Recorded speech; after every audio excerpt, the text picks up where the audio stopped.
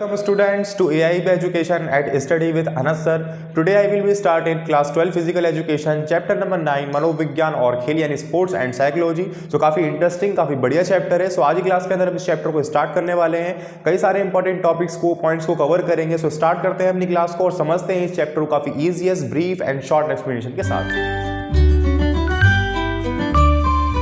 इस चैप्टर के अंदर सबसे पहला शब्द ही यही देखने को मिलेगा कि व्यक्ति तत्व आखिर क्या होता है। तो इसको हम समझते हैं काफी ब्रीफ के साथ। तो व्यक्ति तत्व शब्द लैटिन शब्द यानी पर्सोना से लिया गया है। पर्सोना शब्द का अर्थ होता है मुखौटा।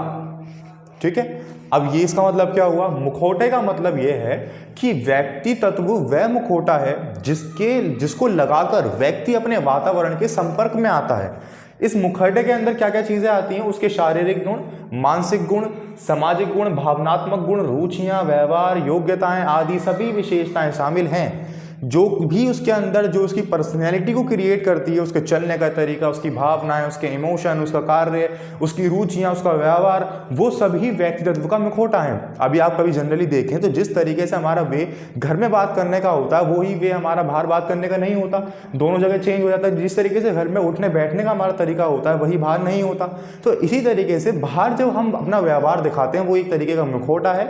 मुखौटा वो लगाकर व्यक्ति अपने वातावरण के संपर्क में आता है, उसी को ही व्यक्ति तत्व बोला जाता है, जिसके साथ व्यक्ति अपने वातावरण के संपर्क में आता है। तो ये थी हमारी छोटी सी व्यक्ति तत्व की डेफिनेशन। अगर इसी की डेफिनेशन एग्जाम के अंदर 1 या 2 नंबर में आ जाए तो आप ये भी लिख सकते हैं कि सभी जैविक गुण, विचार, रुझान, स्तर, इच्छाएं तथा अनुभव से अर्जित रुझानों को कुल योग, मतलब सब चीजों का कुल योग क्या कहलाता है? व्यक्ति तत्व कहलाता है। व्यक्ति की बनावट, व्यवहार का ढंग, रुचियां, सामर्थ्य का स्तर व्यक्ति तत्व की परिभाषा दी जाती है। तो ये दोनों डेफिनेशन मैंने लिख दी, आप दोनों में से कोई भी लिख सकते हैं। अब हम बात करते हैं अपने व्यक्ति तत्व के आयामों के बारे में, जिसके अंदर हमें फर्स्ट पॉइंट ये मिलता है कि शारीरिक आयाम, यानी कि हमारे शरीर का आखिर स्ट्रक्चर, हमारी पर्सनैलिटी। तो अगर किसी व्यक्ति का शरीर, रंग, रूप, कद, काठी, लंबाई, चौड़ाई, हाथ, पैर सब कुछ अच्छे हैं, बहुत अच्छे हैं, तो उसकी तरफ लोग जल्दी आकर्षित होते हैं। ये भी उसकी एक पर्सनैलिटी क्रिएट कर रहा है ना। अगर वो लंबा है, गोरा है, लंबा चौड़ा है खूब, तो अच्छे हाथ पैर हैं, तो बेसिकली ये उसका व्यक्तित्व शारीरिक आयाम के अंदर आ जाता है। तो यहां से सिर्फ हमारे मनुष्य की पहचान होती है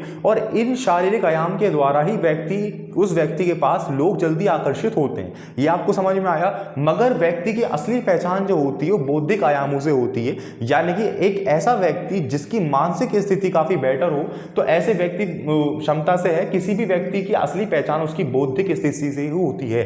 जैसे मान लीजिए कोई भी लंबा चौड़ा व्यक्ति है, कोई भी अच्छा है, पर्सनैलिटी जेन्युइन है उसकी, मगर उसकी बौद्धिक स्थिति ही ठीक नहीं है, वो थोड़ा पागल सा है या फिर साइको टाइप का है, तो ऐसे व्यक्ति की तरफ लोग आकर्षित होकर भी अपने पैर पे कुल्हाड़ी मारेंगे।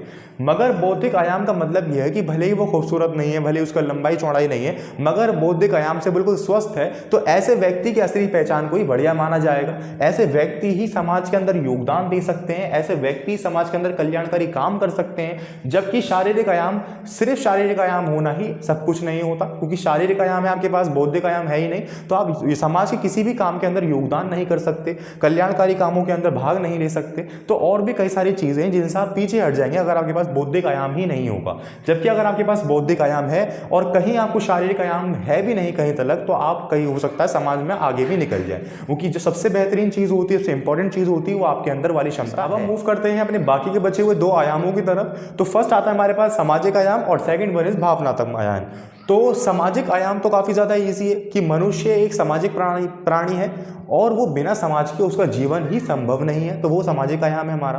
भावनात्मक आयाम थोड़ा सा इंपॉर्टेंट है कि व्यक्ति की भावनात्मक स्थिरता उसके व्यक्तित्व का एक अभिन्न अंग होता है। उस आयाम से तात्पर्य है कि व्यक्ति का क्रोध, घृणा, अवसाद और दुख जैसे विभिन्न भावनाओं पर पूर्ण नियंत्रण रखना, यानी कि हमारा दुख, हमारा क्रोध, हमारी खुशी, हमारा अवसाद, हमारा घृणा करना, इन सभी भावनाओं पर हमारा पूर्ण नियंत्रण होना चाहिए, वो होता है भावनात्मक आयाम। ये हमारे पूरे व्यक्तित्व का एक विभिन्न अंग होता है। तो इसी के साथ हमारे चारों आयाम फिनिश होते हैं। यही हमारे व्यक्तित्व को डेवलप्ड करते हैं, यही हमारे व्यक्तित्व के कुछ आयाम होते हैं जो कि चारों मैंने आपको समझा दिए। सो आई होप आपके भी क्लियर हुए होंगे। अब हम बात करते हैं अपने व्यक्ति तत्व के प्रकार की। तो जनरली अगर आप देखोगे तो व्यक्ति तत्व के हमारे 3 प्रकार होते हैं, इंट्रोवर्ट, एक्सट्रोवर्ट एंड उभयमुखी। ठीक, देखिए इंट्रोवर्ट की हिंदी होती है अंतर्मुखी, एक्सट्रोवर्ट की हिंदी होती है बाहिर्मुखी। तो पहले हम इंट्रोवर्ट के बारे में समझते हैं। तो ये वह व्यक्ति होते हैं जो अकेले रहना पसंद करते हैं, जिन्हें टीम में रहकर काम करना पसंद नहीं होता, जो कि समाज में घुल मिल नहीं पाते, काफ़ी ज़्यादा शर्मीले होते हैं, दूसरों से बात करने में हिचकिचाते हैं, और सबसे बड़ी बात ये सिर्फ और सिर्फ अपने लक्ष्य पर केंद्रित रहते हैं कि जो इन्हें काम करना है, जो इन्हें अचीव करना है, सिर्फ और सिर्फ उसमें ये लगे रहते हैं। उनको इंट्रोवर्ट यानी अंतर्मुखी व्यक्ति बोला जाता है।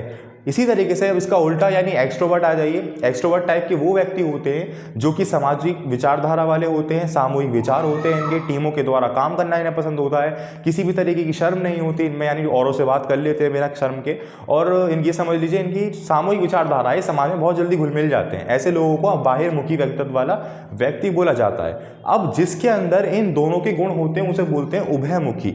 उभयमुखी वह व्यक्तित्व वाले लोग होते हैं जिनके अंदर इंट्रोवर्ट के भी गुण होते हैं और एक्सट्रोवर्ट के भी गुण होते हैं, यानी कि ये लोग अपने लक्ष्य पर भी केंद्रित रहते हैं, सफल भी होते हैं जिंदगी में, और साथ में सामाजिक विचारधारा और सामूहिक विचारधारा पर भी केंद्रित रहते हैं, यानी समाज में भी अच्छा खासा तालमेल बना के चलते हैं। ऐसे व्यक्तित्व वाले लोगों को उभयमुखी व्यक्तित्व बोला जाता है। सो आई होप आपके तीनों व्यक्तित्व समझ में आ गए होंगे। इस चैप्टर का काफी इंपॉर्टेंट पार्ट है ये भी, ये एग्जाम में आएगा ही आएगा। सो अब मूव करते हैं नेक्स्ट टॉपिक की तरफ। अब हम बात करते हैं अपने व्यक्तित्व के 5 सिद्धांतों के बारे में, यानी 5 कारक या फिर 5 मॉडल के बारे में। तो फर्स्ट ऑफ ऑल आपके पास यही आता है कि अनुभवों के लिए खुलापन, यानी कि जब कभी भी हमें कोई भी चीज या सीखने को मिल रही हो जो कि हमारे लिए नहीं हो, तो हमें उसका अनुभव जरूर लेना चाहिए, अनुभवों को खुलापन होना चाहिए। ऐसा नहीं कि हमारे अंदर कोई ईगो आ जाए कि यार मैं क्यों सीखूं ये चीज। इसीलिए हमारे अनुभवों के लिए हमारा खुलापन होना चाहिए, विवेकशील समझदारी होनी चाहिए हर काम करने के लिए। बाहिर्मुखता ये हमने समझ लिया है एक्सट्रोवर्ट के बारे में, सो आई होप आपको भी आता होगा। सहमतिशीलता यानी कि हमारे अंदर एक कोऑर्डिनेशन काम करने की आनी चाहिए, व्यवस्थित काम करने की आनी चाहिए, मैनेजमेंट आनी चाहिए। और मनोविद्वता, इसका मतलब यह है कि हमारे जो बेसिकली इमोशंस होते हैं लाइक चिंता, परेशान होना, खुश होना, वो सब इसके अंदर आते हैं। तो ये थे हमारे व्यक्ति तत्व के 5 सिद्धांत, 5 कारक या मॉडल। सो आई होप आपके भी क्लियर हो गए होंगे। आज की क्लास के लिए इतना ही। आज की क्लास की वीडियो में बेसिकली हमने कई सारे इंपॉर्टेंट टॉपिक्स को कवर कर लिया है। सो आई होप आपके भी क्लियर हुए होंगे। बट फिर भी अगर आपको किसी भी टॉपिक के अंदर किसी भी पॉइंट में या किसी भी राइटिंग सेक्शन में कोई वर्ड समझ में ना आया हो तो आप मुझे कमेंट सेक्शन के अंदर जरूर बताएं। अदरवाइज मिलते हैं नेक्स्ट क्लास की वीडियो में और चैप्टर को कंटिन्यू करते हैं और नेक्स्ट क्लास के अंदर इस चैप्टर को फिनिश भी कर लेते हैं। सो आई होप सभी चीज़ आपकी क्लियर होती जा रही होंगी। फिर भी कोई डाउट हो तो आप मुझे जरूर बताएं, और अगर आपको अपने नोट्स चेक करवाने हैं तो आप मेरे इंस्टाग्राम अकाउंट पे मुझे इजीली भेज सकते हैं, या फिर कोई भी क्वेश्चन पूछना है तो आप वहाँ पर भी मुझसे पूछ सकते हैं। Thank you.